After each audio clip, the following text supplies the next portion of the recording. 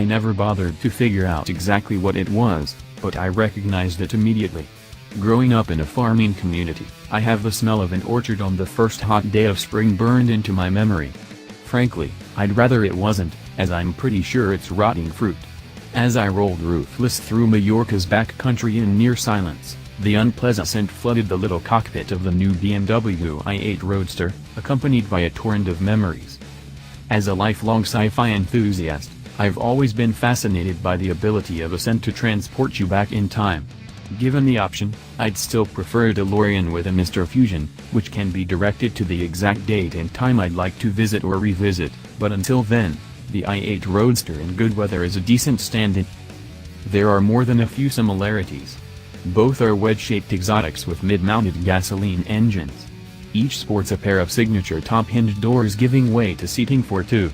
Just as the DeLorean gained more features and got greener as the sequels progressed, going so far as to switch from dirty plutonium fuel to literally recycled garbage, so too has this updated i8 improved. It may not fly yet, but it flies down a country road better than ever. To get there, BMW did more than cut the roof off, though that's literally how the first prototype was made. Improvements in battery technology over the past few years have led to a larger battery with more powerful cells, giving both the Roadster and Coupe more power and greater EV range and hybrid fuel economy. Battery capacity jumps from 7.1 kWh to 11.6 kWh, extending range from 20 miles to 33 per BMW's testing on the generous new European driving cycle standard.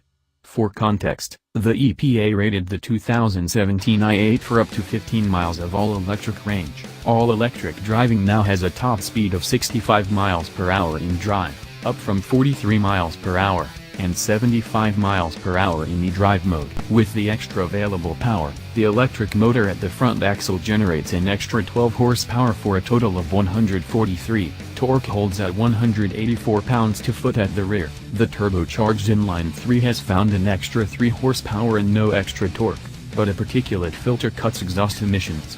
The 8 horsepower electric motor, generator connected by belt to the gasoline engine, is unchanged. Total system output climbs to 374 horsepower from 357. BMW wildly underestimates 0 to 60 miles per hour at 4.6 seconds. The pre-refresh i8 Coupe we tested did it in 3.8 seconds with less power and only 130 fewer pounds to pull. The updated Coupe model gets the same enhancements. You won't notice the extra 17 horsepower from the driver's seat, but you will notice how little the gasoline engine is pressed into service. The old model's lower battery output and EV top speed meant you'd regularly hear the little i3 kick on to provide extra acceleration and higher speeds. Now, you'll be surprised at how rarely it intrudes. The i8 isn't just quiet cruising through town. It's quiet on the freeway and even on a back road if you're stuck behind a tourist's rental car. The always peak torque is more than enough to zip you around in most situations with a perfectly linear whoosh of power. The most impressive aspect of the i8 continues to be how it blends power when the gasoline engine fires up. You hear it rather than feel it, as despite the two powertrains not being mechanically connected, they work in perfect harmony, and you mostly hear it because BMW employs electronic sound enhancers in the cabin to boost the pleasant growl from the intake. Once engaged, the gasoline engine doesn't change the character of the car. It simply makes it quicker. It's not eye-bulging supercar power, just an appropriate amount for the chassis and tires. It's every bit as quick as it needs to be, so you can use all of it whenever the mood strikes.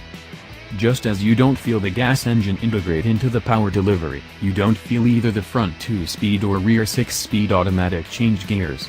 Only by coming off the throttle and going quickly back on in the middle of a shift did I get a stiff-legged response from the rear transmission, and only once.